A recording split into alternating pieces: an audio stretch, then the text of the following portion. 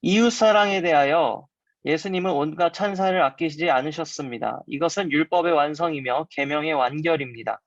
사랑 없이 우리의 가진 모든 것, 하는 모든 일, 받는 모든 고난도 하나님 앞에서 무가치합니다. 이웃사랑은 하나님 사랑에서 솟아납니다. 만일 그렇지 않다면 이것은 무가치합니다. 그러므로 우리는 우리의 이웃사랑의 근거가 무엇인지 살펴보아야 할 것입니다. 이것이 하나님의 사랑의 근거를 둔 것인지 또는 하나님이 우리를 먼저 사랑했기 때문에 우리도 그를 사랑하는 것인지 그리고 우리는 마음이 깨끗한지를 검토해야 합니다. 왜냐하면 이것이야말로 영원히 흔들리지 않는 기초이기 때문입니다. 마음이 깨끗한 사람들은 복이 있습니다. 그들이 하나님을 볼 것입니다. 2번, 마음이 깨끗한 사람들은 어떤 사람이냐 하면 그는 하나님께서 그의 깨끗하심과 같이 그 마음을 깨끗하게 해주신 사람입니다. 즉 예수의 피에 대한 믿음으로 말미암아 모든 거룩지 못한 성정과 또는 육과 영의 모든 더러운 것에서 씻음을 받아 하나님께 대한 사랑과 두려움으로 완전 성화에 이른 자입니다. 이런 사람들은 하나님의 은혜의 능력에 의하여 그리고 마음의 가난으로 말미암아 모든 교만에서 깨끗함을 받은 자입니다. 그는 분노의 난폭한 성정에서 벗어나 온유하고 부드러우며 하나님을 기쁘시게 하고 그를 즐거워하는 것 이외에 다른 욕망을 가지지 않으며 의에 줄이고 목마름이 그의 영혼 전체를 지배하여 날이 갈수록 하나님을 더욱더 알고 사랑하게 됩니다. 그리하여 마음과 뜻과 정성과 힘을 다하여 그를 사랑합니다. 그러나 모든 세대의 거짓 선지자들은 이 마음의 순결을 그리 중요시하지 않았습니다. 그들은 다만 하나님의 명령 중에서 몇 가지 외적 부정에 대하여서만 금기할 것을 가르쳤을 뿐이요. 내적 부정에 관하여서는 중요시하지 않았습니다. 예수님의 가르치심 가운데 이 문제에 좋은 신뢰가 있습니다. 간음하지 말라고 하신 말씀을 너희가 들었다 하는 말씀입니다. 이 간음 문제에 관하여 소경으로서 소경을 인도하는 스승들을 다만 간음의 행동만을 금했을 뿐입니다. 그러나 예수님은 나는 너희에게 말한다. 여인을 보고 음욕을 품는 사람은 누구든지 이미 마음으로 그 여인과 간음한 것이다 라고 말씀하셨습니다. 하나님은 내실의 진실을 요구하십니다. 그는 마음을 감찰하시며 지배하십니다. 그러므로 우리가 만일 마음으로 불의에 기울어지고 있다면 하나님은 우리의 부르짐을 듣지 않으실 것입니다. 네, 여기까지 읽겠습니다. 네, 이어서 읽겠습니다. 하나님께서는 우리를 부정하게 만드는 무엇이든지 이를 용납하시지 않으십니다.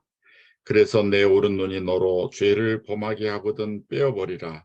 신체의 한 부분을 잃어버리더라도 온몸이 지옥에 던져지지 않는 것이 낫다. 마태복음 5장 29절 하셨습니다. 만일 우리의 오른눈처럼 아끼는 사람이라도 우리로 하여금 하나님을 거슬려서 우리의 마음속에 불결한 욕정을 일으키게 한다면 그를 단연코 끊어버려야 합니다. 예수님은 또 말씀하셨습니다. 또 오른손이 너를 범죄하게 하거든 찍어버리라. 신체의 한 부분을 잃더라도 온몸이 지옥에 던져지지 않는 것이 낫다. 마태복음 5장 30절.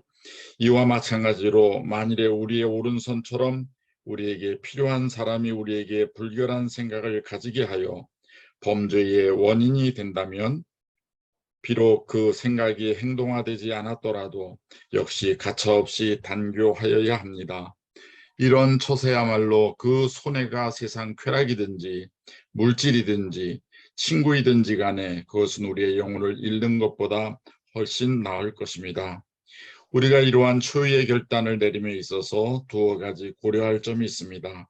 하나는 우리가 금식과 기도를 통하여서나 또는 우리로 범죄의 기회가 되게 하는 일이나 행동이나 태도를 버림으로써 그러한 불결한 생각을 제거할 수 있을까 하며, 다른 하나는 만일에 우리가 이런 방법으로도 도움을 얻지 못한다면 우리의 영혼의 감독자의 도움을 청하든지, 그렇지 않으면 이런 일에 대한 경험자에게 범죄의 원인이 되는 사람과의 단교의 시기와 방법 등을 문의할 것입니다. 그러나 일반 비신앙인에게 이런 문제를 상의하는 것은 현명하지 않으니 이것은 우리가 도리어 옳지 못한 지도를 받기가 쉬운 까닭입니다. 마음의 순결 문제와 관련하여 신성한 결혼 문제를 생각해 봅시다. 결혼은 신성하고 존중할 만한 사회 제도인 만큼 우리는 이것을 인간 욕종의 방종의 기회를 삼아서는 안 될 것이며 이런 관점에서 결혼과 이혼을 가볍게 해서도 안 될 것입니다.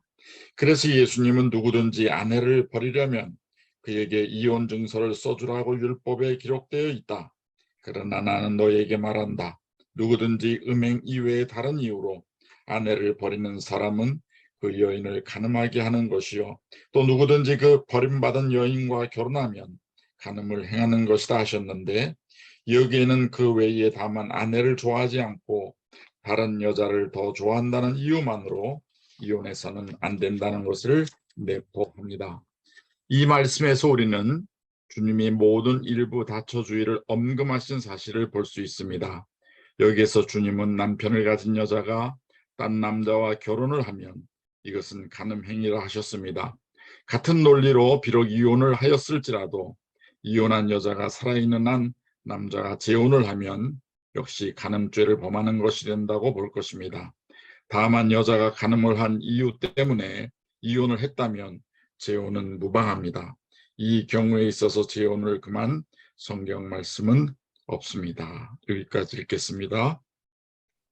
제가 읽겠습니다. 이러한 순결이야말로 하나님이 요구하시는 것이며 그의 아들을 믿는 사람이 가져야 할 태도입니다. 이렇게 마음이 청결한 사람은 복이 있다는 그들이 하나님을 볼 것이기 때문입니다. 이런 사람에게는 이 세상 사람들에게만 아니라 그를 믿는 자녀들에게도 좀처럼 나타내 보이시지 않는 하나님 자신을 나타내 보이실 것입니다. 하나님께서는 성령을 통하여 아버지 자신과 성자와의 가장 긴밀한 친교를 가질 수 있는 축복을 이런 사람에게 내리시며 항상 동행하시며 그의 얼굴의 광채를 비추실 것입니다. 이런 사람들은 끊임없이 주여 간구하오니 당신의 영광을 보여주소서라고 하는 기도를 올립니다. 따라서 이들은 믿음으로 하나님을 봅니다. 육체의 장막과 물질은 그들에게 투명체로 변합니다. 그리하여 그가 만드신 만물과 그를 둘러싼 모든 것을 통하여 하나님을 봅니다. 높은 곳에서나 낮은 곳에서나 어디에서나 하나님의 충만하신 모습을 볼 수 있습니다. 그리하여 마음이 깨끗한 사람은 세상 모든 것에서 하나님을 봅니다. 저 천공에서 떠있는 달의 광명에서 그를 보며 해에서도 그 길을 달리는 기뻐하는 장사 같은 하나님을 봅니다. 그들은 또한 구름으로 자기 수레를 삼으시고 바람 날개로 다니시는 하나님과 땅을 위하여 비를 예비하시며 수확이 풍성하게 하시며 가축을 위한 물과 사람의 소용을 위한 채소를 자라게 하시는 하나님을 보는 것입니다. 그리하여 마음이 청결한 사람은 만물의 창조주가 그의 지혜로 만물을 다스리는 그 말씀의 능력으로 만물을 보존하심을 보는 것입니다. 우리의 통치자이신 주님, 이 땅 위에서 당신의 이름은 얼마나 존귀합니까? 마음이 깨끗한 사람들은 누구에게서보다 자신 안에서 더 하나님을 봅니다. 즉 자신들의 영혼과 육체 위에서 하나님의 임재를 경험합니다. 그들은 하나님의 큰 권능의 손이 그들 자신 위에 계시어 그들로 선한 일을 하게 하심을 보며 그들의 신장과 체중의 유지를 위하여서도 필요한 것들을 주시는 것을 느끼며 그들의 머리카락의 숱까지 세시는 분이심을 보며 그들 자신과 그들의 소유물의 보호를 위해서까지 관심을 가지심과 그들의 재반 환경을 위해서도 그의 깊은 지혜와 자비를 기울이시는 것을 감지하는 것입니다. 그러나 무엇보다도 그들은 하나님을 섬기는 재반 행사에 있어서 특히 하나님을 보는 것입니다. 즉 큰 회중과 함께 그의 이름에 합당한 존귀를 드리며 거룩한 분위기에 쌓여 예배드릴 때나 은밀한 골방에 들어가 은밀한 중에 계신 아버지 앞에 그들의 마음을 쏟아 기도드릴 때나 하나님의 말씀을 상고할 때나 그리스도의 사신들의 구원의 복음 선포를 들을 때나 그리스도가 하늘 구름 타고 다시 오실 때까지 그의 죽음을 나타내시는 떡과 잔을 받을 때 등 모든 기회를 통해 그들은 형언하기 어려운 하나님의 임재를 느끼게 될 것입니다. 그들은 하나님과 대면할 것이며 사람들이 그 친구와 이야기하는 것처럼 대화할 것입니다. 이러한 만남이야말로 그들이 장차 저 천상 세계에서 하나님의 참 모습을 볼 준비를 하게 할 것입니다. 그러나 하나님을 보기 어려운 사람들이 있는데 이것은 맹세에 대한 올바른 견해를 가지고 있지 못한 사람들입니다. 예수님은 거짓 맹세를 하지 말고 내가 주께 맹세한 것은 다 지키라고 옛사람들에게 하신 말씀을 너희가 들었다고 말씀하셨습니다. 이 말씀을 바꾸어 말하면 너희는 맹세하지 말라. 그러나 주 여호와의 이름으로 맹세한 때에는 그 맹세를 주께 지켜야 한다. 그러나 다른 맹세는 주님이 상관하시지 않는다. 라고 할 것입니다. 바리새인들이 이렇게 가르쳤습니다. 바리새인들은 일상적인 대화에서 비록 사소한 것으로 맹세를 하는 것도 유효하게 생각하였습니다. 그래서 하나님의 이름으로까지 맹세할 필요도 없었습니다. 그러나 주님은 거짓 맹세와 함께 모든 맹세를 언급하셨습니다. 크든 작든지 간에 무엇으로 맹세하든지 이것은 악한 것이라고 가르치셨습니다. 만물은 하나님의 것이며 하나님은 어디에나 무엇에나 그리고 모든 것 위에 계십니다. 그러므로 예수님은 말씀하셨습니다. 나는 너희에게 말한다. 도무지 맹세하지 말라. 하늘에 두고 맹세하지 말라. 이것은 하나님의 보좌이기 때문이다. 즉 이것은 하늘 보좌에 앉으신 하나님을 두고 맹세하는 것과 같은 것이 되는 까닭이며 하늘을 두고 맹세하지 말라. 그것은 하나님께서 디디시는 발판이기 때문이다. 하나님은 땅에도 하늘에서와 같이 임재해 계신 것이다. 예루살렘을 두고 맹세하지 말라. 그것은 큰 임금의 도성이기 때문이다. 하나님은 큰 성과 큰 궁전에도 계시며 거기에서도 아신 바 되고 있는 것이다. 내 머리를 두고도 맹세하지 말라. 너는 머리카락 하나도 희게 하거나 검게 할 수 없기 때문이다. 하였습니다. 실상은 머리카락 하나도 내 것이 아니오 천지의 주제이신 하나님의 것입니다. 그러므로 우리의 대화는 예할 것은 예하고 아니오 할 것은 아니오라고 하라. 여기서 지나치는 것은 악으로 나오는 것이다 라고 하셨습니다. 즉 마귀에게서 나오는 것이라는 말씀입니다. 여기까지 읽겠습니다. 계속 읽겠습니다. 그러나 주님은 법관이나 관리의 요구에 의한 선서나 또는 진실한 맹세를 금하시지 않으셨으니 이 아래 사실들이 이를 나타냅니다. 맹세의 남용을 경계하는 교훈 중에 거짓 맹세와 또는 일상 담화에서 하는 맹세를 금하셨으나 법관 앞에서 하는 맹세는 문제 삼지 않은 것. 이 교훈의 결론에 너희는 그저 예할 것은 예하고 아니오 할 것은 아니오라고만 하신 말씀.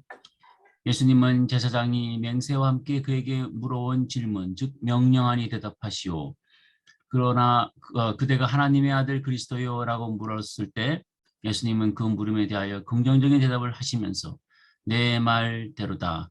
그러나 내가 이것을 내게 일러준다. 이제부터 너희가 인자가 전능하신 이의 오른편에 앉아 있는 것과 또 그가 하늘 구름을 타고 오는 것을 볼 것이다 하신 것. 하나님이 하시는 일 중에서 일에서의 예증, 히브리서 6장 17절에 하나님께서는 그 약속을 이어받을 사람들에게 그의 계획의 불변성을 더욱 밝히 나타내 보이시기 위하여 맹세로 보정하신 것입니다. 5. 사도 바울의 예증, 바울은 성령을 받는 분이며 그의 섬기는 그리스도의 마음을 가장 잘 안 사람인데 그는 로마서에서 내가 그 아들의 복음을 전하는 데 있어서 고린도 교인들에게는 하나님의 증인으로 모시고 나는 지금 이 말을 하는 것입니다 하였으며 빌립보 교인들에게는 내가 그리스도 예수의 심정으로 여러분 모두를 얼마나 사랑하고 있는가를 가에 대해서는 하나님께서 증거하십니다. 만일에 바울 사도가 주님의 말씀의 뜻을 올바로 이해했다면 그가 이해한 대로는 예수님의 말씀은 중대한 사건에 관해 서로 맹세를 하는 것을 금하시지 않은 것으로 볼 것입니다. 더구나 법관 앞에서는 더욱 그렇습니다. 마지막으로 히브리서 기자도 엄숙한 맹세에 대해 사람들은 자기보다 위대한 일을 두고 맹세합니다. 그리고 맹세는 사람들의 모든 논쟁을 끝내고 확증을 지어줍니다. 라고 하였는데 만일에 그가 섬기는 주님이 맹세를 전혀 금하였다면 그런 말을 아무 거리낌 없이 하지 않을 것입니다. 10일 이 말씀을 통하여 우리의 복된 주님이 우리에게 거듭 강조하시는 교훈의 요점은 이 교점은 이입니다. 즉 하나님은 만물 중에 계시다는 것과 우리는 모든 피조물을 통해서 창조주를 볼 수 있다는 것과 또 우리가 하나님을 떠나서 어떤 일이나 무엇이나 한다면 이것이야말로 실제적 무신론자라 할 것입니다. 우리는 하늘과 땅과 만물을 관찰함에 있어서 이것들은 하나님의 손안에 있는 것으로서 그가 친히 그 중에 계시어 유지 보존하시며 그 속에서 그것들이 동작하게 하시고 계신 까닭으로 하나님은 참된 의미에서 우주의 영이심을 인정해야 할 것입니다. 여기까지 읽겠습니다.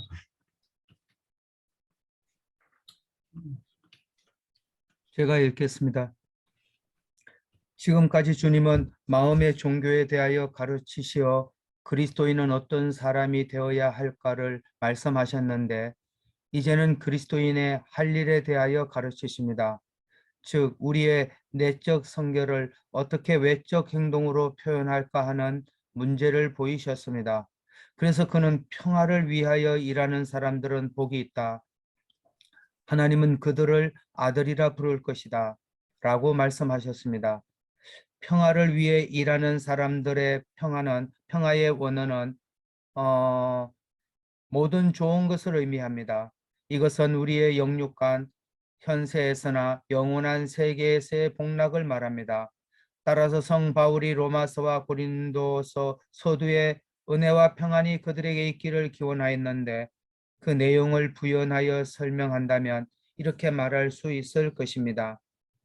하나님이 아낌없이 무상으로 내리시는 사랑과 은총으로 말미암아 여러분은 신령한 복과 세상의 복과 아울러 하나님께서 자기를 사랑하는 자를 위하여 준비하신 모든 좋은 것을 누리기를 바랍니다.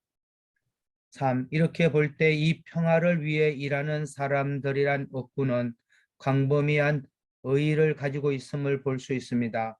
그 억구의 직접적 의의는 하나님과 인간을 사랑한 사람들은 모든 논쟁과 압력과 분쟁을 극도로 혐오하여 이 지옥의 불이 붙지 않도록 전력을 다하며 일단 붙었다면 이것이 붙어 올라 확대되지 않도록 최선을 다한다는 말입니다. 이들은 분쟁 당사자들의 과열된 정신과 흥분된 감정을 가라앉히기를 힘씀과 동시에 대립된 각파 사람들의 격앙된 마음을 누구 떨어뜨리고자 노력도 합니다. 그들은 가진 수단 방법과 역량을 총동원하여 평화가 있는 곳에는 이를 유지하도록 하며 평화가 없는 곳에서 이를 회복하도록 노력합니다. 그들이 사람들 가운데서 비록 미미하더라도 그들 사이에 선의를 강화하고 증대시키는 것을 최상의 기쁨으로 삼습니다. 하나님의 자녀들이야말로 한 주, 한 믿음을 가졌으며 부르심을 받은 그 부르심을 따르는 희망도 하나이기 때문입니다. 그러나 넓은 의미에서 평화 조종자는 귀에 있는 대로 모든 사람에게 선을 행하는 사람입니다. 하나님 사랑과 이웃 인류 사랑으로 가득한 사람이라면 그 사랑은 다만 자기 가족이나 친구나 친지나 당파 또는 의견이 서로 같은 사람이나 신앙의 노선이 같은 사람에게만이 아니라 이 좁은 울타리를 초월하여 이웃이나 모르는 사람이나 원수에게까지라도 사랑을 나타낼 것입니다. 그는 모든 기회를 이용하여 모든 사람의 유익을 위하여 선을 행하기를 힘씁니다. 한 가지 특징의 선만이 아니라 모든 가능한 방법과 그의 전 재능과 전심 전력을 총동원하는 것뿐만 아니라 그의 행복과 환란과 명예를 걸고 선을 행하는 것입니다. 그가 다만 바라는 것은 주님이 오시어 착하고 신실한 종아 잘하였다 하시는 칭찬을 듣고자 하는 것뿐입니다. 여기까지 읽겠습니다.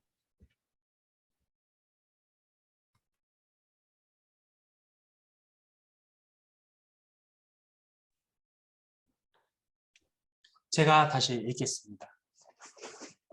이 사람은 자신의 전 능력을 쏟아 선을 하되 모든 사람의 육체적 요구에 대해서도 등한시하지 않습니다. 굶주린 자에게 먹을 것을 주고 헐벗은 자에게 입을 것을 주며 나그네를 영접하여 환대하며 환자와 갇힌 자를 방문하고 도와줍니다. 이런 모든 선은 사람을 상대로 하는 것이 아니라 너희가 여기 내 형제 중에 지극히 보잘것없는 사람 하나에게 한 것이 곧 내게 한 것이라는 말씀을 기억하고 주님에게 하는 심정으로 하는 것입니다.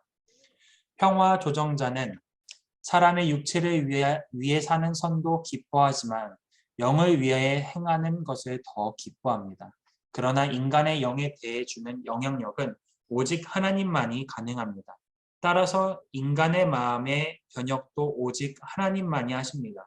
이 마음의 변화는 다른 무엇에 비길 수 없이 중요한 것입니다. 세상의 모든 일은 다 하나님께서 하시지만 그는 특히 인간을 통하여 다른 인간에게 도움을 주며 그의 능력을 베푸시며 복과 사랑을 내리시는 것을 즐거워하십니다.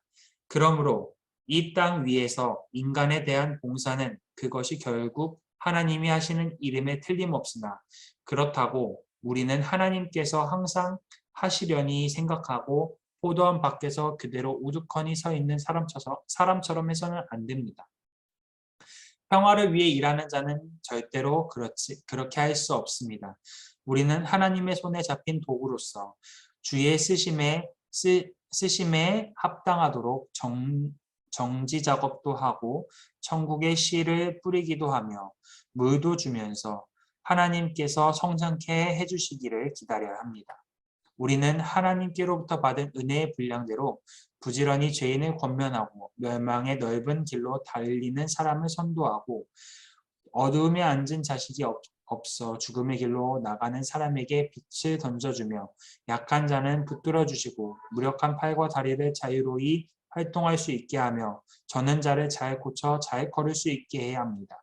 우리는 또한 이 좁은 문을 들어가려고 노력하는 사람을 도와 더욱더 정진하게 하며 주력이 약한 사람을 도와 우리 앞에 놓인 경주의 길을 견디며 달려가게 하기를 힘쓰며 자신들이 믿고 있는 대상을 이미 아는 사람들까지도 가장 거룩한 믿음의 터 위에 서도록 하며 그들 속에 있는 하나님의 은사를 복돋우도록 격려하며 은혜 안에서 점점 자라 우리의 구주가 되신 예수 그리스도의 영원하신 나라에 들어갈 수 있도록 지도하기를 힘써야 할 것입니다.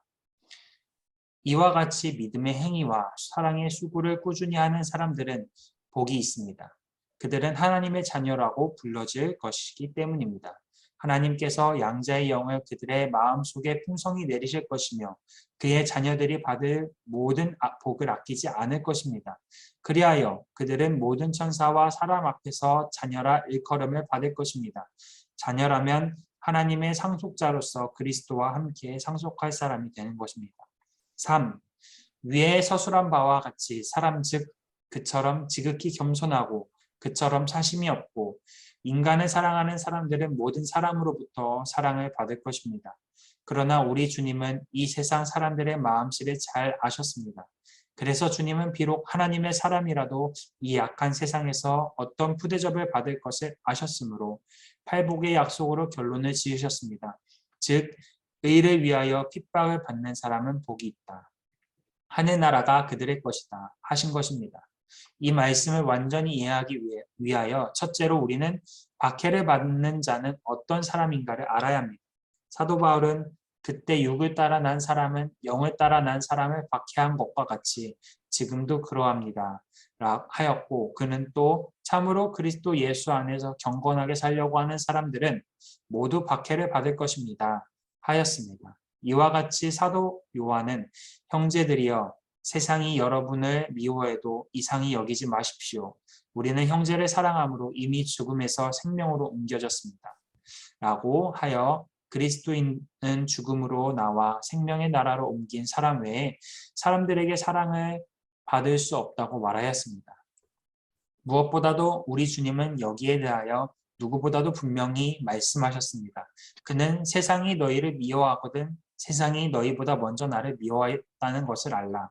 너희가 세상에 속하였다면 도리어 너희를 자기 사람이라고 하여 사랑했을 것이다. 그러나 너희가 세상에 속하지 않고 오히려 내가 너희를 세상에서 택하였느니 냈기 때문에 세상이 너희를 미워하는 것이다. 내가 너희에게 종이 주인보다 높지 못하다 하고 한 말을 기억하라. 사람들이 나를 박해하면 또한 너희를 박해할 것이라고 하셨습니다. 이런 말씀을 통하여 우리는 박해받은 자들은 어떤 사람인가를 알 수 있으니 그들은 의로운 사람입니다. 즉 영으로 난 사람들, 그리스도 예수 안에서 경건하게 살고자 하는 사람들, 죽음에서 나와 영생으로 옮긴 사람들, 이 세상에 속하지 않는 사람들, 그리고 마음이 온유하고 겸손한 사람들, 하나님 앞에서 애통하는 사람들, 의에 줄이고 목마른 사람들, 사람과 사람을 사랑하는 사람들, 그리하여 기회 있는 대로 모든 사람에게 선을 행하는 사람들입니다. 여기까지 읽습니다.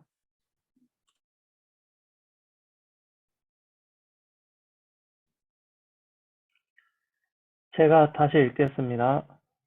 만일 그렇다면 그 다음으로 생각할 문제는 그들이 왜 박해를 받는가 하는 것입니다. 여기 대한 대답도 자명하니 그것은 의를 위하여 박해를 받는 것입니다. 네, 3번입니다.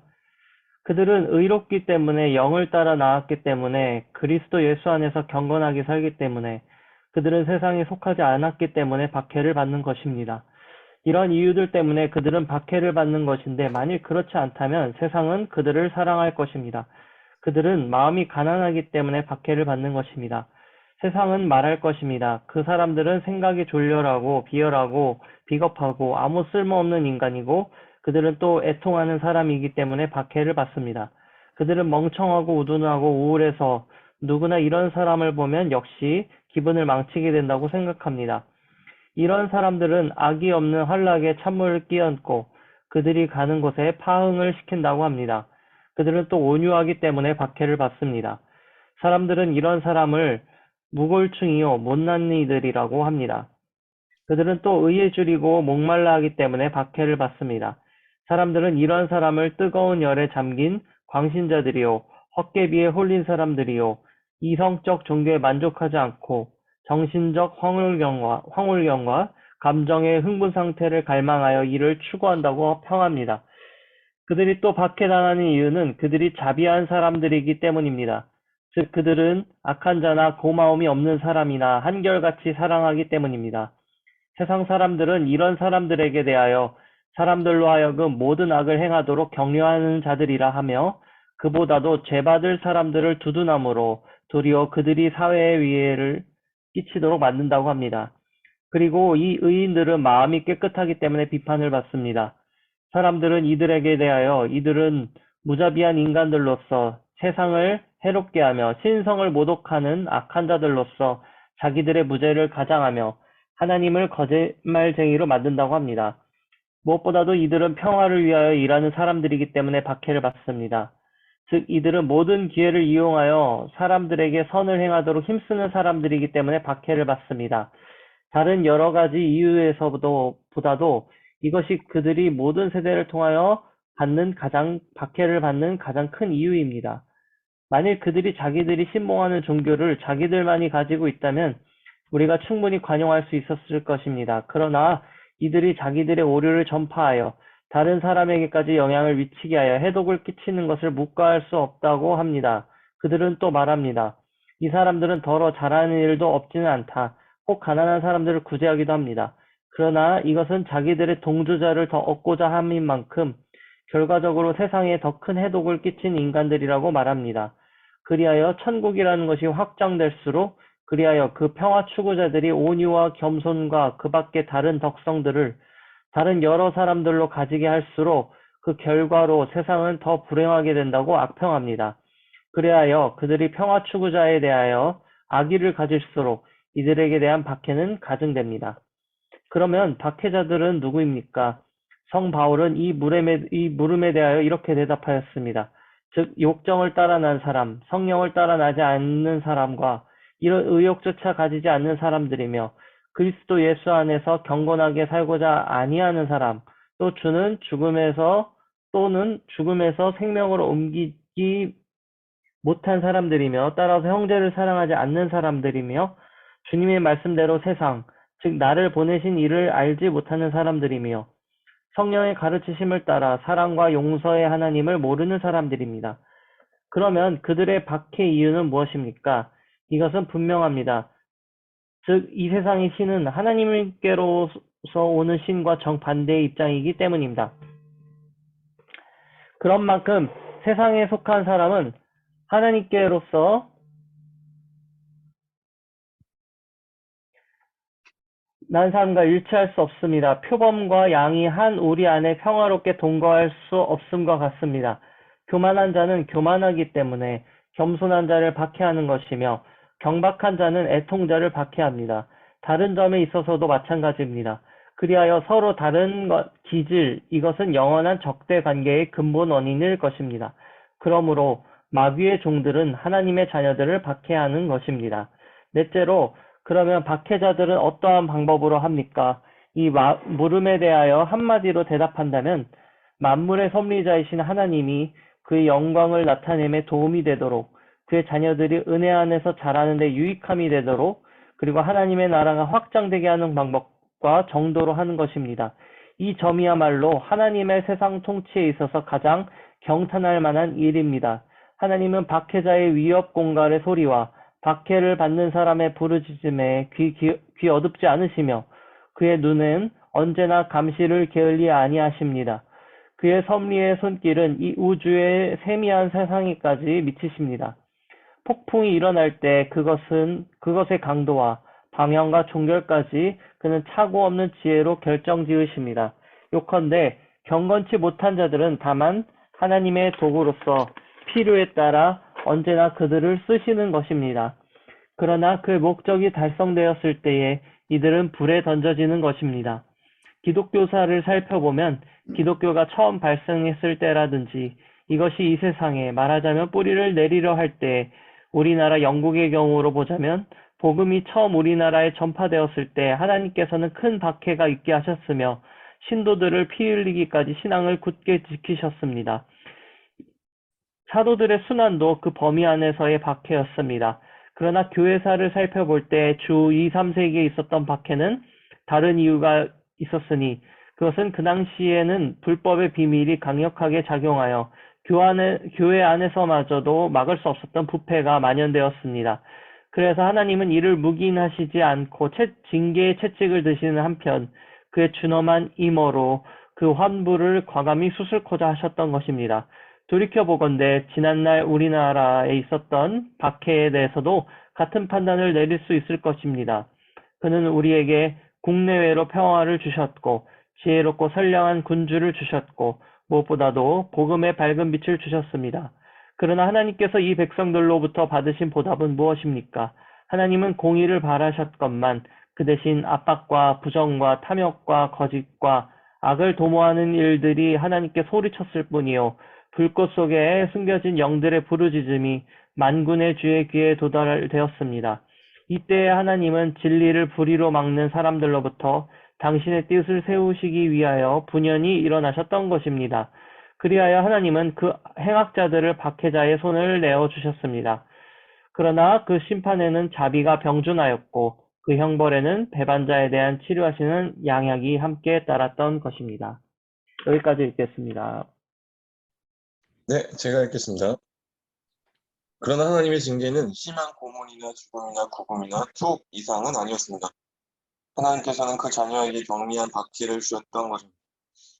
그 중에는 그들이 막연한 친척이나 친구들로부터 격리에 그쳤습니다. 이러한 일을 당할 때 그들은 주님이 너희는 내가 세상에 평화를 주러 온 줄 생각하느냐. 내가 너에게 말한다. 그렇지 않다. 도리어 분열을 일으키려 왔다. 하신 말씀이 그들에게 응하였음을 우리는 경험합니다. 이와 동시에 그들은 직업과 재산도 잃어버렸습니다. 그러나 이 모든 것은 다 하나님의 지혜로운 섭리 아래 수행된 것으로서 하나님은 각 사람에게 가장 필요한 만큼의 징계를 베푸셨던 것입니다. 그러나 하나님의 자녀들이 당하는 박해는 다음에 주님의 말씀에 잘 설명됩니다. 나를 위하여 모욕을 당하고 박해를 받고 터무니없는 말로 가진 비난을 받으면 너희가 복이 있다. 이것은 그리스도의 제자로서 지낼 표요 당할 운명인 것입니다. 만일 우리에게 이것이 없다면 우리는 사생자요 참 아들이 아닙니다. 천국 가는 길에는 혹평만이 아니요 악평도 따르는 것입니다. 동료들로부터 온유한 자나 겸손한 자나 하나님과 그 사람을 사랑하는 자라는 평을 받되 세상 사람에게서 세상의 폐물 받고 인간의 찌꺼기 같은 대우를 받는 것입니다. 어떤 사람은 이방인의 수가 차기 전에 십자가에 대한 비방이 종식될 것이요 하나님께서는 그리스도인으로 하여금 아직 죄 중에 있는 사람에게서라도 존경과 사랑을 받게 하실 것이라고 생각합니다. 사실은 지금도 하나님께서는 그리스도인이 받는 모멸과 학대를 중지시키시어 그로 하여금 그의 원수 일시화케 하시고 심한 박해자로부터 선대를 받게 하시는 일이 있습니다. 그러나 이런 특수한 일을 제외한다면 십자가에 대한 비방은 아직도 중단되지 않고 있습니다. 그리하여 오늘도 진실한 그리스도인은 내가 사람들이 환심을 사라고 한다면 그리스도의 종이 아니다. 갈라디아서 1장 10절이라고 말할 수밖에 없는 것입니다. 그러므로 우리는 나쁜 사람들은 다만 겉으로만 선의를 미워하고 모멸하는 채 하나 마음으로는 사랑하고 존경한다는 강한 이설에 현혹되어서는 안 됩니다. 이것은 절대로 그렇지 않습니다. 악인들은 선인을 간혹 고용도 합니다. 그러나 이것은 그들에게 이익이 될 때뿐입니다. 또 그들은 선인들이 다른 세상 사람들과 같지 않기 때문에 그들을 신임하기도 합니다. 그러나 성령이 그들의 마음속에서 감동하시지 않는 한 그들은 선인을 마음으로 사랑하지 않는 것입니다. 여기 대하여 우리 주님은 너희가 세상에 속했다면 세상이 너희를 사랑했을 것이다. 그러나 너희가 세상에 속하지 않았기 때문에 세상이 너희를 미워하는 것이다. 하였습니다. 그리하여 세상은 우리의 주님을 미워하는 것처럼 우리를 진정으로 미워하는 것입니다.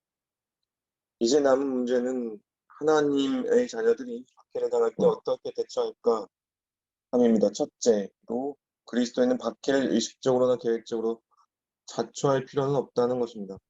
박해를 자초한다는 것은 우리 주님이나 사도들의 모범이나 가르침에 어긋나는 것입니다.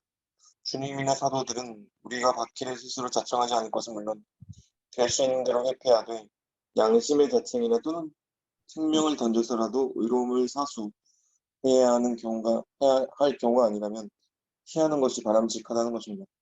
주님도 분명히 이 도시에서 너희를 박해하거든 저 도시로 피하라 고 말씀하셨습니다. 이 방법이야말로 박해를 피하는 데 있어서 가장 좋은 방법입니다. 그러나 우리는 언제나 이런 방법 저런 방법으로 박해를 피할 수 있을지 생각해서는 안 됩니다. 우리는 이런 아니란 생각을 가져서는 안 됩니다. 예수님은 이렇게 말씀하셨습니다. 내가 너희에게 종이 주인보다 높지 못하다고 한 말을 기억하라. 사람들이 나를 박해했으면 너희를 또한 박해할 것이요. 그리고 주님은 또한 너희는 뱀같이 지혜롭고 비둘기같이 순결하라 하셨습니다. 그러면 우리가 이렇게 지혜롭고 온순한 자가 된다 박해에서 벗어날 수 있을 것입니까? 천만의 말씀입니다. 우리가 주님보다 더 지혜롭고 하나님의 어린 양보다 더 순결무구하다면 모르되 그렇지 않다면 우리에게 닥쳐오는 박해를 모면할 수는 없을 것입니다. 그리스도인은 박해를 전혀 모면하려고 해서는 안 됩니다. 만일 우리가 박해를 애써 모면하려 한다면 우리는 하나님의 자녀가 아닙니다. 여러분이 만일 박해를 피한다면 의를 위해 받는 박해를 통해 오는 축복을 받지 못할 것입니다. 의를 위하여 박해를 받지 않는다면 여러분은 천국에 들어갈 수 없을 것입니다. 우리가 그와 함께 고난을 받으면 그와 함께 왕노를 할 것입니다. 우리가 그를 모른다고 하면 우리도 그를 모른다고 하실 것입니다. 아니 우리는 도리어 주를 미하여 모욕을 당하고 박해를 받고 터무니없는 말로 가진 비난을 받을 때 도리어 기뻐하고 즐거워할 것입니다. 외에 나타난 험구나 모욕과 비난은 모든 박해자의 상투수단입니다. 그러면서 그들보다 먼저 온 예언자들도 이와 같이 박해를 받았다고 뻔뻔스럽게 말할 것입니다.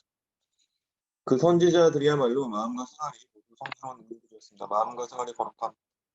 이것은 선지자들의 표지라고 할 것인데 우리도 이런 표지를 가졌다면 하늘에서 받을 상이 클 것.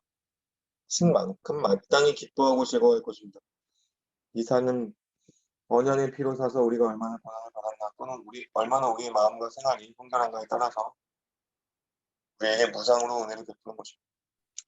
그러므로 우리는 지금 우리가 당하고 있는 일시적인 가벼운 환난과 비교할 수 없을 정도로 영원하고 큰 영광을 우리에게 가져올 것을 믿고 크게 기뻐하고 즐거워할 것입니다. 네, 여기까지 읽겠습니다.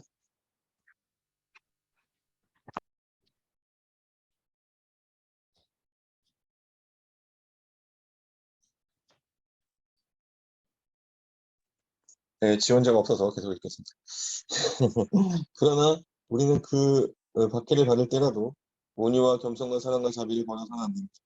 예수님은 여기 대하여 이렇게 말씀하셨습니다. 눈에는 눈으로, 이는 이로 갚으라고 하신 말씀을 너희는 들었다.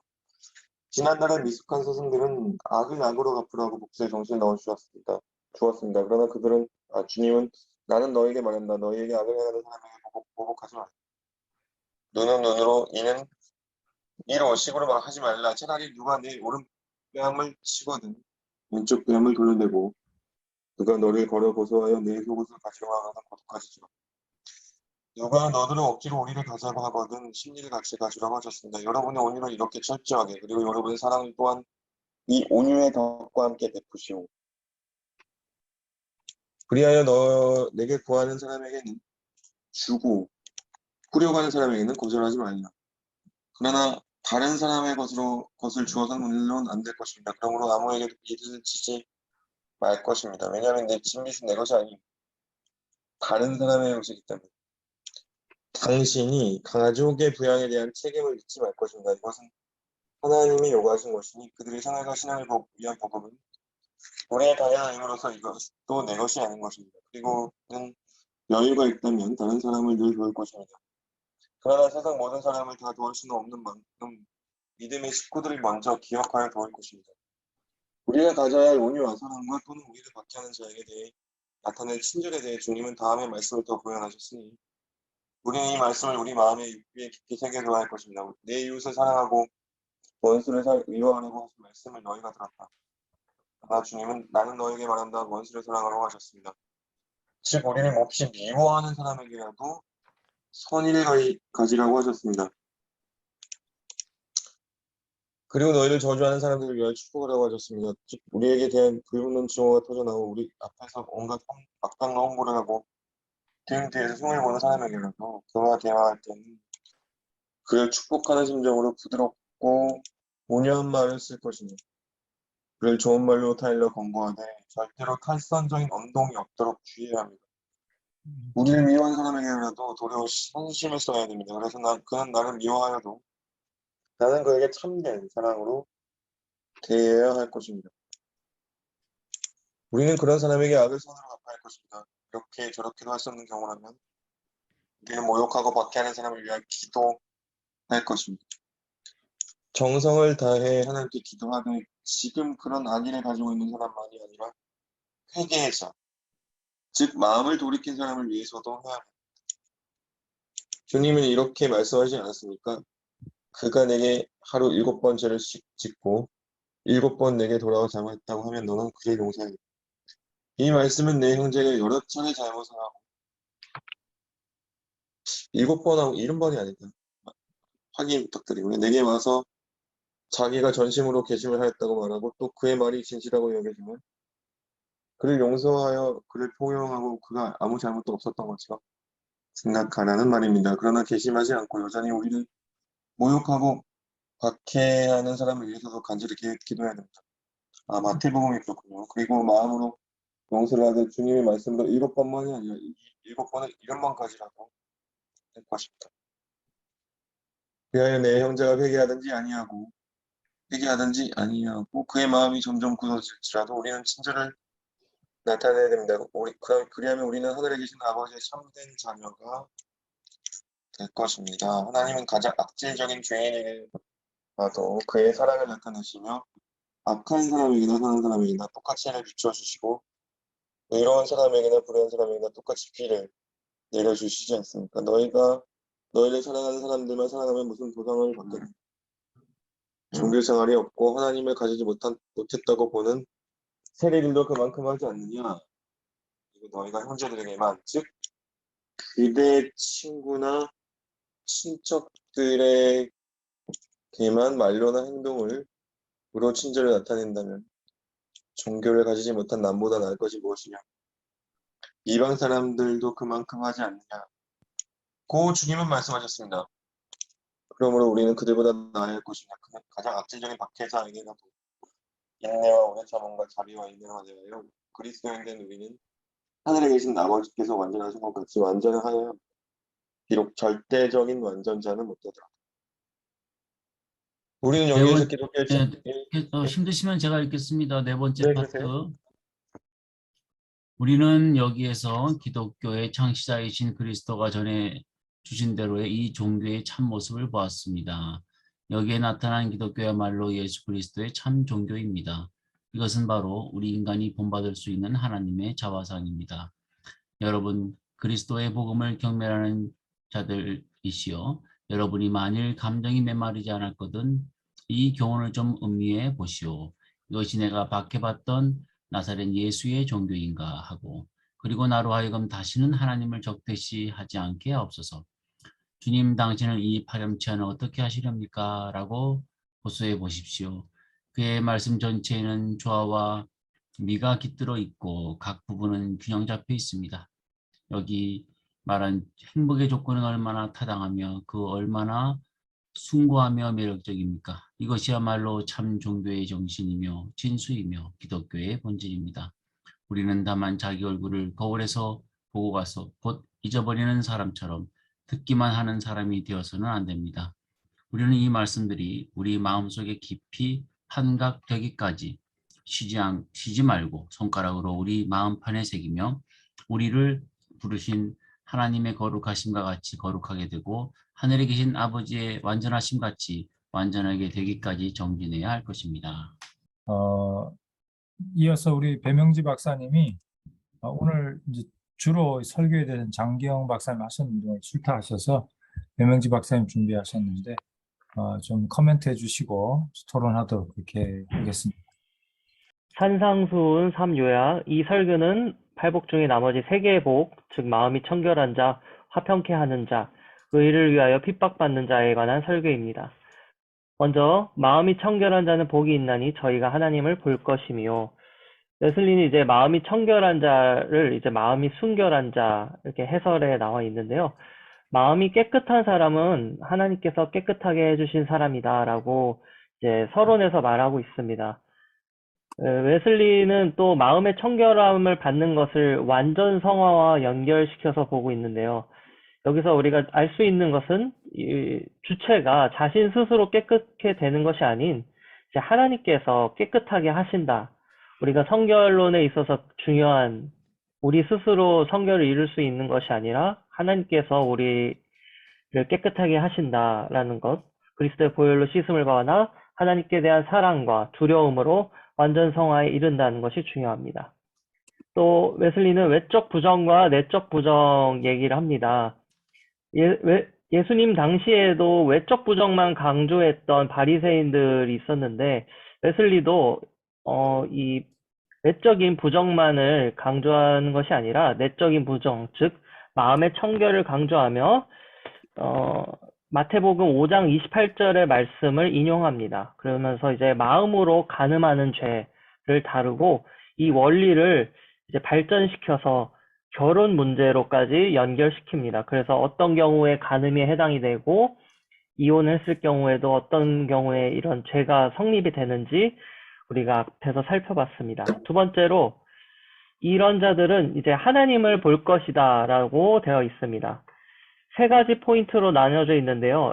먼저 1-7에 보시면 일상에서 이제 자신을 통하여 하나님을 보게 되고요. 1-8에서는 재반 행사에 있어서 이제 하나님을 보게 됩니다. 그리고 이제 1-9에서는 맹세를 오랫동안 얘기를 하게 되는데요. 그것은 이제 결과적으로 만물을 통해서 하나님을 보게 되는 것을 말하려고 하는 것인 것 같습니다. 먼저 맹세 자체를 금하신 것은 아닙니다. 그럼에도 주님께서 하늘을 두고도 땅을 두고도 심지어는 이제 나의 마음 머리카락을 두고도 맹세하지 말라고 하신 이유는 모든 것이 하나님의 것이기 때문이다. 맹세는 나의 것을 담보로 하는 것인데 이 세상에는 나의 것이 없기 때문에 맹세할 수 없는 것. 그리고 이 원리로부터 모든 만물을 통해 하나님을 볼 수 있는 가능성을 이야기하고 있습니다. 모든 것이 하나님의 것이기 때문에 그것들을 통하여 하나님을 볼 수 있다. 본론이 화평케 하는 자는 복이 있다. 그들은 아들들이라 불릴 것이다. 1. 평화를 위하여 일하는 것은 여기 이런 표현이 있더라고요. 내적 성결이 외적 행동으로 이제 표현되는 것이라고 이제 나와 있는데요. 직접적 의미가 있습니다. 먼저 관계들 속에서 갈등의 불씨를 키우지 아니하고 그 불을 끄기 위해 노력하는 자들, 그리고 넓은 의미로는 이제 모든 사람에게 선을 행하는 자, 이웃을 넘어 모르는 사람들, 원수에게까지라도 사랑을 나타내는 자라고 나와 있습니다.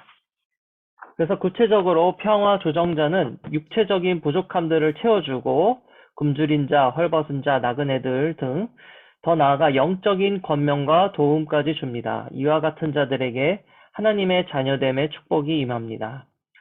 본론 3. 의를 위하여 핍박받는 자는 복이 있다. 먼저 박해를 받는 이유는 많은 이유들을 이제 웨슬리가 얘기를 하면서 평화 추구자들이 이웃에게 선을 행하기 때문에 박해를 받게 된다.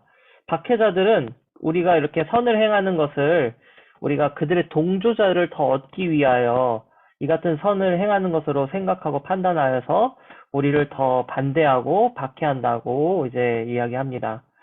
무엇보다도 그들이 우리를 박해를 하는 이유는 하나님과 반대되는 이 세상의 신을 섬기는 자들이기 때문에라고 이야기하고 있습니다. 하나님께서는 이 박해를 어떻게 보시는가? 3장 5절에 보면 하나님께서 박해자들을 사용하셔서 경건한 자들을 회개시키시고 성숙하시게 하기 위해서라고 되어 있습니다. 하나님께서는 또한 각 사람에게 필요한 만큼의 징계를 베푸시고요. 이 박해는 그리스도의 제자로서 또한 표가 될 수 있고 운명이라고 되어 있습니다. 이것이 없다면 사생자요, 하나님의 참 자녀가 아닙니다. 이 박해에 대해서 그럼 우리는 어떻게 반응을 해야 되는가? 첫 번째로 이 의도적으로 박해를 받을 필요는 없습니다. 피할 수 있으면 최대한 피하되 양심에 따라서 혹은 의로움을 사수해야 할 경우에는 이것을 감당해야 합니다. 또한 박해를 당할 때 기뻐해야 합니다. 지금 우리가 당하고 있는 일시적인 가벼운 환난과 비교할 수 없을 정도로 영원하고 큰 영광을 우리에게 가져올 것을 믿고 기뻐하고 즐거워해야 합니다. 세 번째로 박해를 받더라도 온유와 자비, 사랑, 겸손을 놓치지 말라. 평화 주도자들은 결국 원수를 사랑해야 하는 위치까지 나아가야 하기 때문에 박해자들까지도 품을 수 있어야 합니다. 정리입니다. 웨슬리는 마음의 청결을 받는 것은 우리의 힘으로 할 수 없고 그리스도의 보혈과 피로만 가능하다고 이야기하고 있습니다.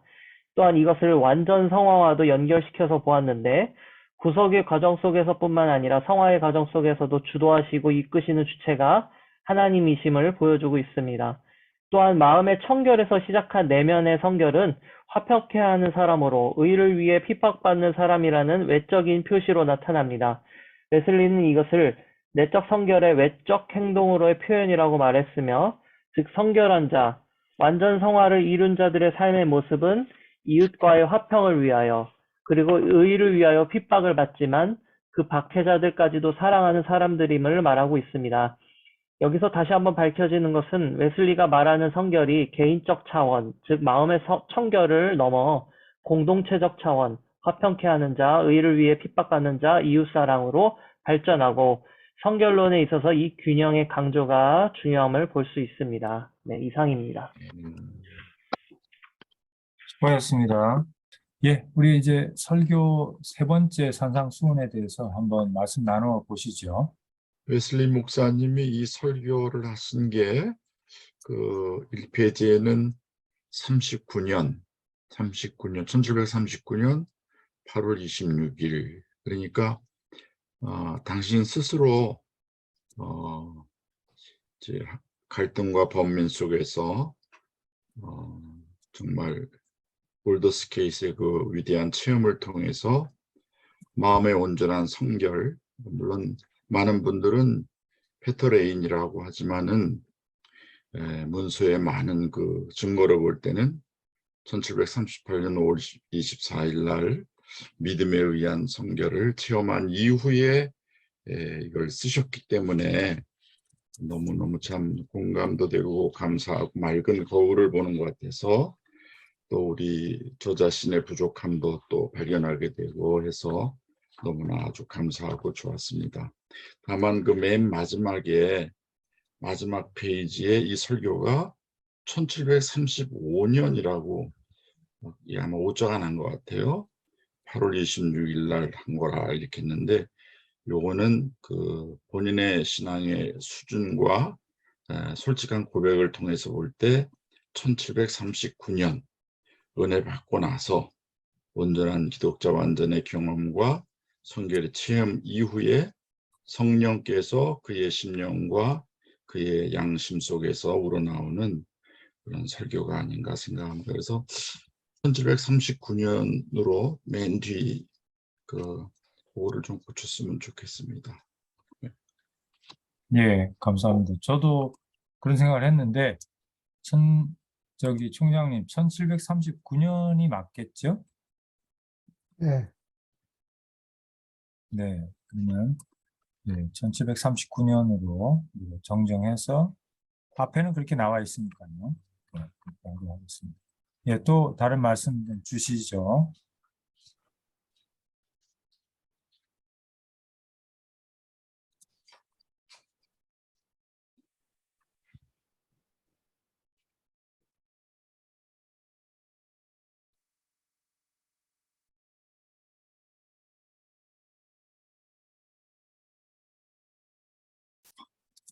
저 같은 경우는 이제 이 말씀을 읽으면서 설교를 읽으면서 중간에 보면은 여기가 7번인데 1-7번에 보면은 이제 마음이 깨끗한 청결한 사람은 복이 있다. 이제 그들이 하나님을 볼 것이다라고 말씀하면서 여기에서 이제 아버지와 성자와의 가장 긴밀한 친교를 가질 수 있는 축복을 하나님께서는 주신다. 이제 이런 말씀들을 쭉 풀어내는데 굉장히 이 부분이 저는 좋은 것 같아요. 그래서 왜냐하면 이제 저는 웨슬리 신학이 또 우리에게 가르쳐주는 좋은 방향이 하나님과의 교제, 임마누엘의 이러한 신학적인 방향이 굉장히 중요하고 또 그게 오늘날 이제 조직 신학에서도 삼위일체론적인 신학에서도 교제의 신학으로 사회적 삼위일체론 또 페리코레시스라고 하는 그런 쪽으로 많이 풀어나고 있기 때문에 교제라는 것이 굉장히 신앙의 목적이고 또 그 교제는 하나님과 또 아들과 함께하는 교제라고 하는 것에 주안점을 많이 두는 분들이 많은데 존 웨슬리는 이미 그때에 하나님을 볼 것이다라고 하는 이 구절을 이렇게 하나님과의 가장 긴밀한 친교라고 하는 관점으로 여기 주석하고 있다는 사실이 굉장히 너무 좋은 것 같고 또 하나님을 본다라는 것이 개인적인 영적인 체험에서 끝나는 것이 아니라 그죠? 네, 아니라 하나님을 섬기는 교회, 회중과 함께 또 하나님을 보게 되고 경험하게 되고 임재를 느끼게 되고 예 그리고 뒤에 가서 보면은 만물 안에서도 또 하나님을 보게 된다는 이런 풀어내는 것들이 굉장히 탁월하구나. 저는 지금까지 개인적으로 하나님을 경험하는 것으로 주로 이해를 했는데 웨슬리는 그것뿐만 아니라 자기 자신 안에서 하나님을 보고 예, 그리고 만물 안에서 또 하나님을 보고 예, 그리고 공동체, 회중과 함께 하나님을 임재를 경험하게 되는 이런 사원들. 그래서 존 웨슬리는 항상 이렇게 개인과 관계성, 사회성 이거를 항상 같이 보고 있다라는 것이 참 너무 그게 또 성경적이고 바람직한 방향이라고 생각이 되는데 참 그 좋은 단초들을 이미 주고 있다라는 생각이 들었습니다. 그래서 저도 이 관점에서 하나님과의 교제라는 관점에서 웨슬리 신학을 조금 더 이렇게 좀 풀어낼 수 있으면 좋겠다라는 생각을 가지고 있고요. 그런 측면에서 좀 말씀을 드립니다.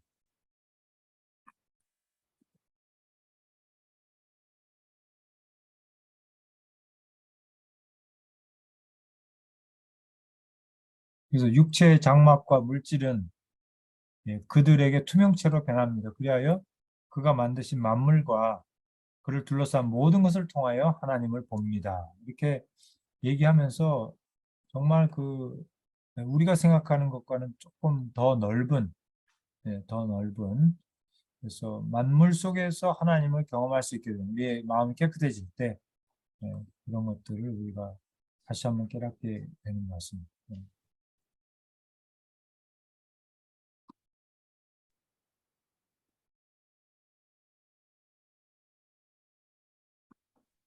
네, 또 말씀 주시죠.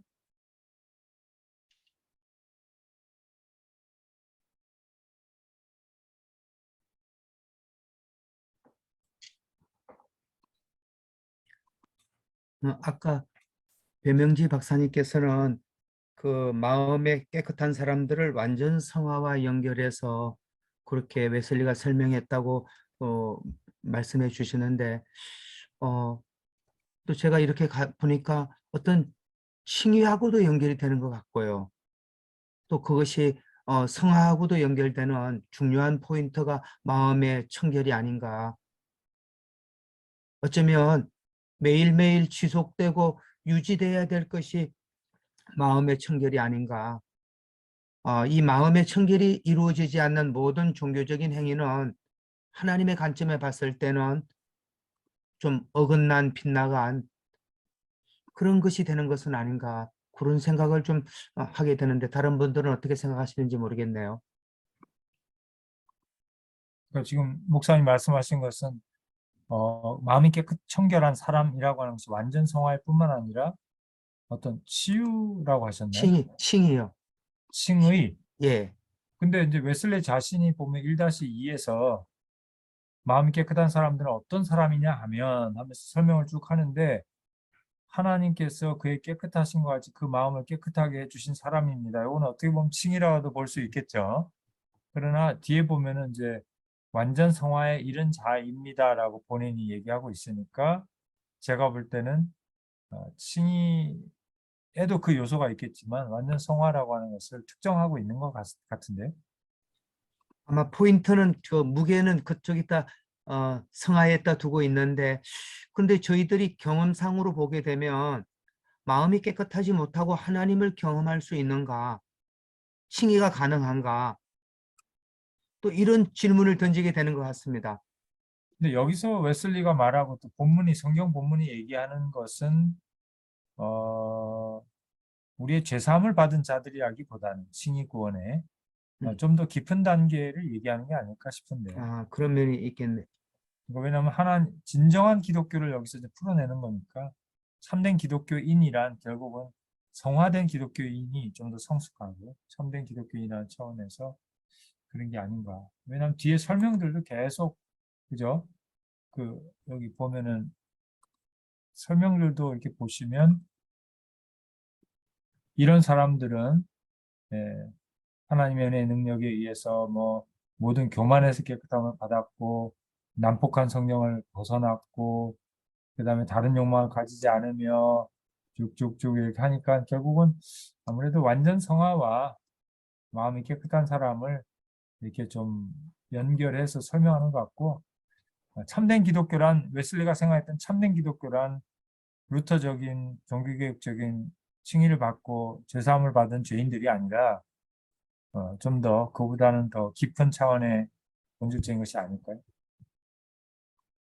예. 구원을 사모하는 사람이 정말 어느 날 극적으로 믿음에 의해서 중생, 또 칭의, 양자 이런 큰 기적적인 축복을 받았을 때 그 기간이 물론 사람마다는 좀 다르겠죠. 어떤 사람은 한 달이고 또 2달이고 어떤 사람은 저는 개인적으로 제 경험으로는 한 2달 정도는 여기서 말하는 그 온전 성화에 이르는 그 윤리적 사상이 나를 지배하고 또 그렇게 살아가도록 이끌어 줘서 너무너무 참 행복하고 좋았는데 웨슬리 목사님 표현대로 그것은 내적인 죄의 쓴뿌리가 기절한 상태로 그게 기절한 상태로 있기 때문에 그렇고 이제 기절한 게 얼마 있으면 이제 또 깨어나잖아요. 근데 진짜 한 2달 만에 혈기가 깨어나지고 음욕이 깨어나더라고요. 그게 깨어나니까 솔직히 예수님을 영접하지 않았을 때보다 더 괴로워요. 차라리 예수님을 안 믿었을 때, 교회를 다녀도 예수님을 개인적으로 구주로 영접하지 않았을 때는 그런 죄를 져도 그렇게 막 마음이 아프고 막 부끄럽고 막 그렇게 막 그러지 않은데, 중생 이후 한 2달 이후에, 그때 이제 군대 생활인데, 그 쫄병들한테 한번 말을 잘 안 들어서 이제 혈기가 쏟아져 나왔는데, 아이고, 그 다음부터는 너무너무 괴롭더라고요. 그래서 도대체 이게 뭐냐. 나중에 알고 보니까 그게 기절했던 게 깨어난 것 같아요. 깨어난 것 같아요. 그래서 처음에 중생을 경험했을 때 사람마다 다르겠지만은 이런 온전한 하나님의 나라의 경험과 기쁨과 감격이 있었기 때문에 중생했을 때 온전한 성화를 경험한 게 아니냐, 이렇게 착각할 수 있지 않을까, 그런 생각을 해봅니다. 지금 우리 네. 목사님 말씀 듣고 보니까. 그러니까 사실 지금 신성철 목사님 말씀하신 대로 이제 잘 경험을 말씀해 주셨는데, 거듭나고 이렇게 구원받았는데 정말 내가 죄가 싫어지고 내 옛사람이 눌려지고 하면서 천국 생활을 경험하게 되는 경우들이 많이 있지 않습니까? 네. 그러니까 그런 경우들이 있기 때문에 우리가 이거는 뭐 중생 단계, 성화 단계고 이거는 뭐 칭의 단계가 아니고 이렇게 얘기하기 좀 어려운 시간적으로 면이 분명히 있는 것 같고요. 그러나 이제 신학적으로도 그럼에도 불구하고 이런 구분은 필요해 보입니다. 왜냐하면 그 구원파 박옥수 씨나 유병원이나 이런 사람들의 문제점이 뭐냐면, 이분들은 말하자면 구원받았을 때, 구원을 체험했을 때, 칭의 구원을 받았을 때 성화의 은혜를 함께 받은 거거든요. 그러니까 이 사람들은 구원받고 나니까 죄가 생각 안 나고 어떤 육신에 속한 어떤 그 혈기나 이런 것들이 제어가 되고 거룩한 삶을 살아들일 수가 있게 되었다는 것을 체험했던 거죠. 그 굉장히 바람직한 것이긴 하지만, 그러나 우리가 또한 성화에는 단계가 있고 시간 속에서 우리가 더 많이 변화돼야 할 부분이 있다라는 거, 또 신자들도 회개가 죄를 짓고 회개가 필요하다는 이런 성경의 가르침과 우리 경험을 무시하게 되니까 결국은 그걸 교리화시켜서 중생이 곧 성화다라고 하는 쪽으로 가져가게 된 거죠. 그러니까 그것도 문제거든요. 신학적인 이 구분은 굉장히 필요하다고 생각하고, 여전히 우리는 성장해야 된다. 그리고 믿는 자들에게도 죄가 있을 수 있다, 또 찾아온다라는 것을 인정하고 가는 것은 되게 중요하고, 이 교회 역사를 보면 가끔 이 사람들이 그런 거를 헷갈리면서 칭의 중생과 성화를 동일시해 버리는 경우들이 있죠. 완전주의. 그렇게 하다 보면은 누굽니까? 그 진덴도르프를 중심으로 한 모라비안 교도들이 이제 그런 오류를 범했고요. 그래서 우리 구원받았는데 뭐 더 할 게 있느냐. 그러다 보면 이제 율법 무용론으로 떨어지기도 하고, 또 지금 구원파처럼 우리 진짜 구원받으면 죄가 안 보여, 죄 지을 일이 없어, 이렇게 하게 되면은 결국은 자신을 속이는 자들이 되고 위선자들이 되는 것이죠. 그래서 이 신학적인 구분은 되게 중요한 것 같고요. 그러나 우리가 또한 구해야 될 것은, 우리가 중생할 때 성화의 능력과 체험이 있을 수 있다라는 것은, 하나님이 그것을 주기를 기뻐한다는 것을 또 강단에서는 분명히 가르쳐야 될 것 같습니다.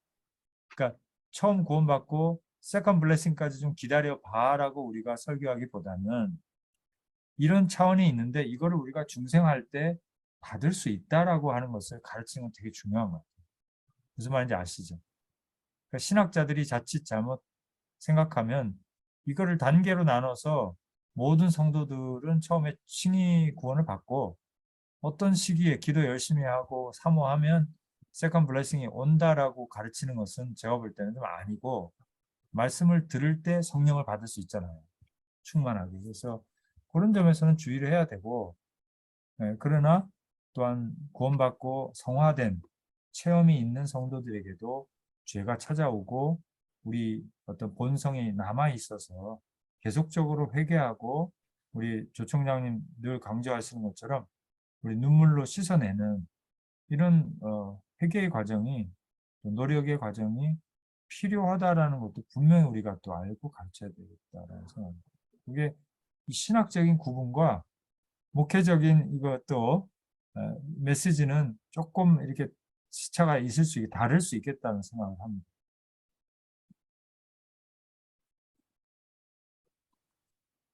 네, 또 말씀 주시죠.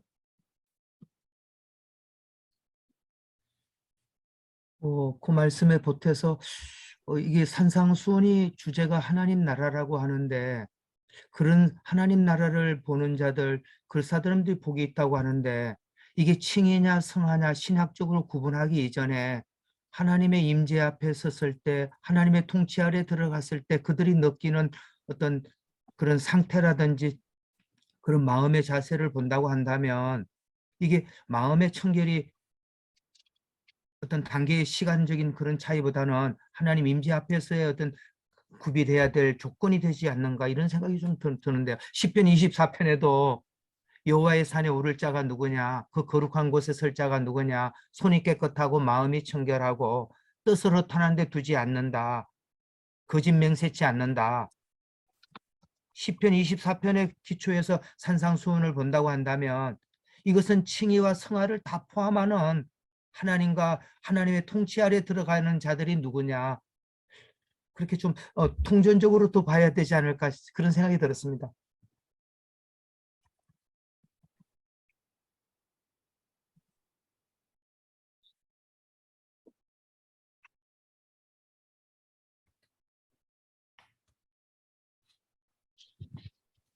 그렇죠. 성화라는 것이 결국은 칭의와 중생 없이 어떻게 성화가 가능합니까?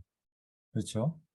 그렇게 본다면은 거기에까지 도달한 사람들, 이제 그렇게 본다면 칭의와 중생의 은혜를 받고 또한 내적 변화, 진짜 변화를 체험하면서 나아가는 사람들이라고 본다면 지금 이주상 목사님 말씀하신 것처럼 성도가 이런 모든 구원의 영역에서 준비된 것이 필요한 것이 아닐까 그런 말씀이신 거죠? 예. 네.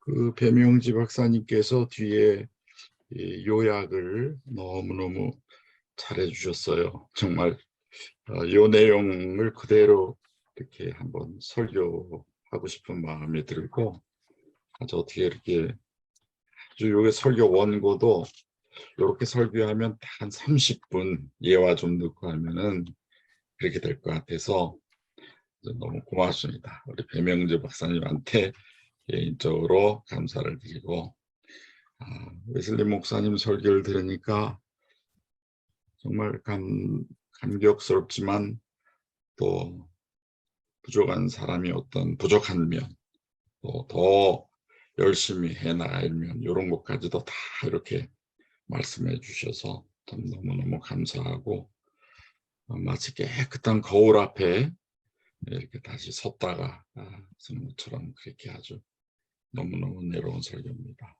총장님께도 이런 설교 잘 이렇게 번역해 주시고 그래서 감사드리고 정말 더 부족한 거 있으면 더 개량해 가면서 나가야 될 그런 결단을 하게 됩니다. 감사가 넘칩니다.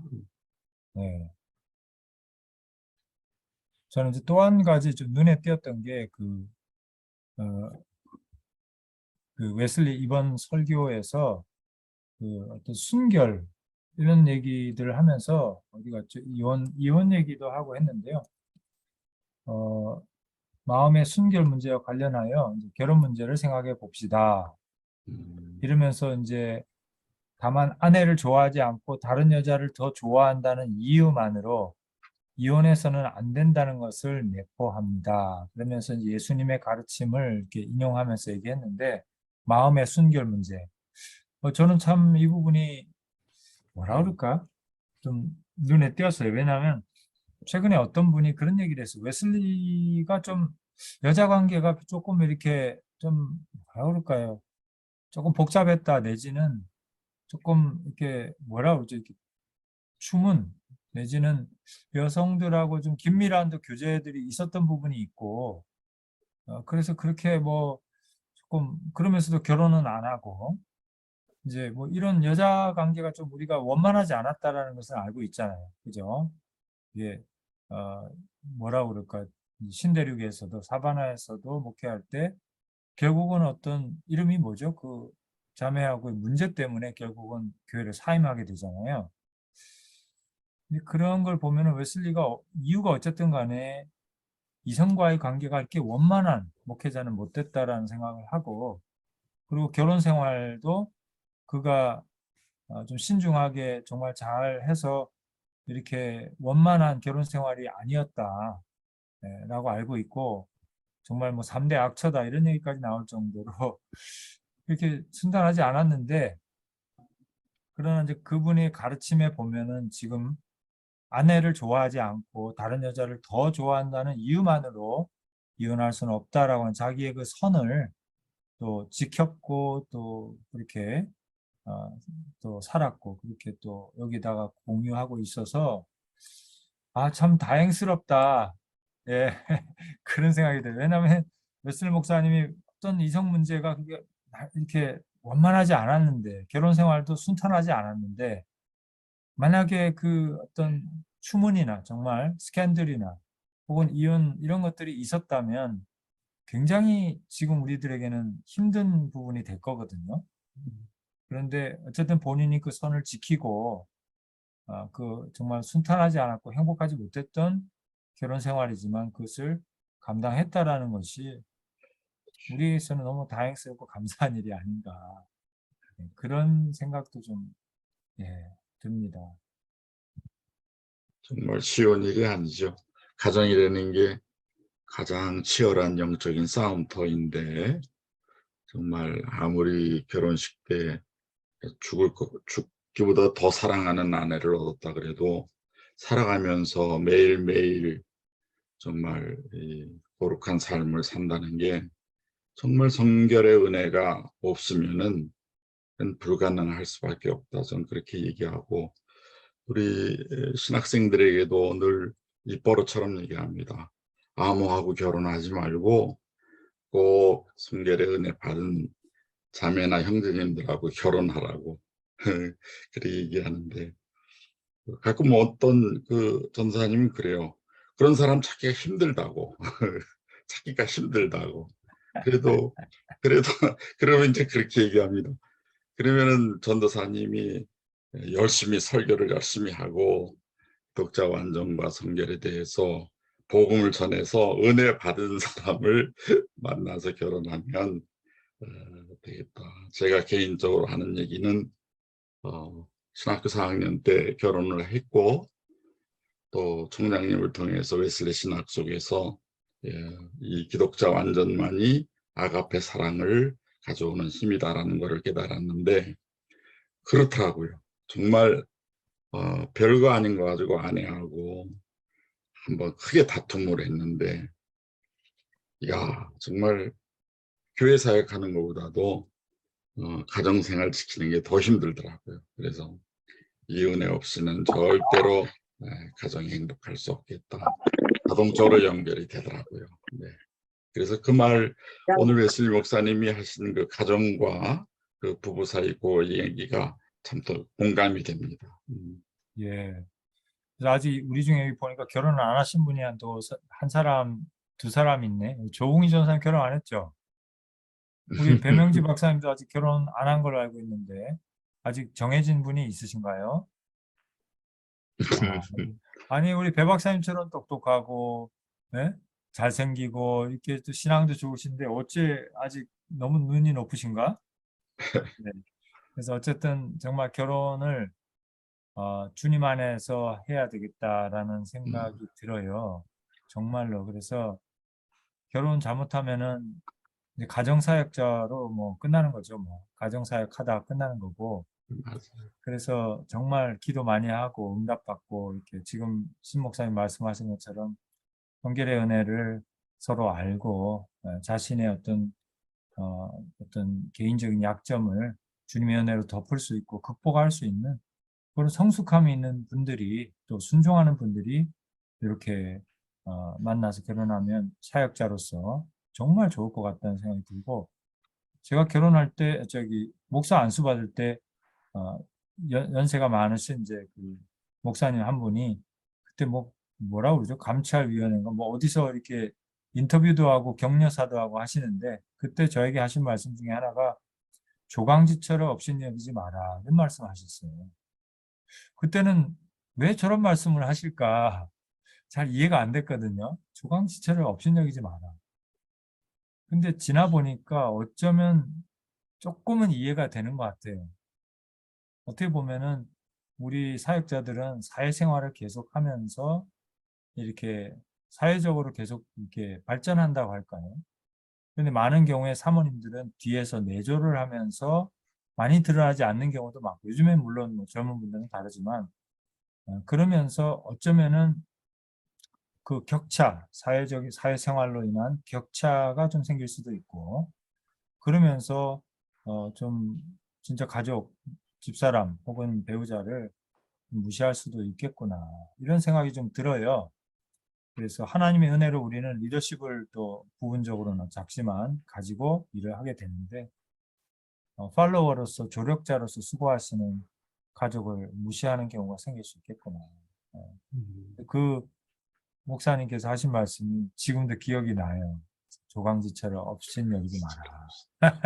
그래서 아직 제가 정확하게는 100%는 아직 이해가 안 되지만 나름대로 그렇지 존중하고 세우고 내가 해야 된다는 생각하는데 뭐 요즘에는 뭐 또 맞벌이도 하고 같이 사역하니까 또 많이 달라졌겠죠. 그래서 어쨌든 웨슬리의 그 지난번에 한영태 교수님도 그런 얘기 했잖아요. 웨슬리에게서 아쉬운 점 3가지 뭐 이렇게 말씀하셨잖아요. 첫째는 결혼 생활이 그렇게 순탄한 결혼 생활을 모범적으로 살아가지 못한 거가 아쉬웠고, 두 번째는 뭐더라? 너무 심각하고 쪼크가 좀 부족했다. 뭐랄까 따뜻함이 좀 부족한 거 그런 거가 좀 아쉽다라는 말씀을 했고 또 하나가 뭐였죠? 제가 잊어버렸네. 그래서 혹시 기억나시면 그래서 웨슬레도 완전하지는 못했구나. 그건 뭐 당연한 얘기지만 그런 부분을 우리가 또 타산지석으로 생각을 좀 해보게 됩니다. 늘 이 산상수훈이 말하는 어떤 결혼관이라면 우리가 이혼이나 재혼조차도 근데 사실은 오늘 목회 현장에서 재혼이라든지 이혼을 그렇게 많이 터부시하지는 않고 있거든요. 그런 관점에서 본다면 오늘 우리 목회가 얼마나 산상수훈하고 다른 목회를 하고 있는가. 예. 좀 그런 부분들을 우리가 좀 더 한번 좀 살펴보고 나눴으면 어떨까 싶은 생각이 좀 들었습니다. 그러게요. 근데 제가 저기 협동으로 있는 교회에서는 엊그제 이 산상수훈 설교하시면서 재혼에 대해서 이렇게 원칙적으로 그건 우리 크리스찬들 하면 안 된다라는 말씀을 하셔서 제가 속으로 와 용기 있게 말씀하셨구나. 왜냐하면 그게 이혼하신 분들에게 상처가 되잖아요. 또. 그렇죠. 이혼하신 분들에게도 부담이 되는데 그래도 성경이 가르치면 이렇다라고 얘기하시는 거죠. 와 그런 좀 저렇게 말씀을 강단에서 하시는구나 그런 느낌을 가진 적이 있는데 어찌됐든 청년들에게는 정말 이거를 결혼관을 잘 가르쳐야 되지 않겠나 그런 생각이 듭니다. 제가 네, 한 말씀 올려도 될까요? 네네 임전사님. 우선 산상수훈 이렇게 계속 시리즈로 하니까 너무 좋고요. 오늘 말씀 통해서 그리스도인들이 핍박을 받는데 왜 핍박을 받는지에 대해서 한 번 더 짚어주고 그러면 우리는 어떻게 해야 될까라고 어떻게 살아야 되는지에 대해서 딱 정의를 해주시니까 이거는 너무 좋다 이렇게 하면서 한편으로는 우리가 그렇게 핍박을 받으면서 하나님 나라와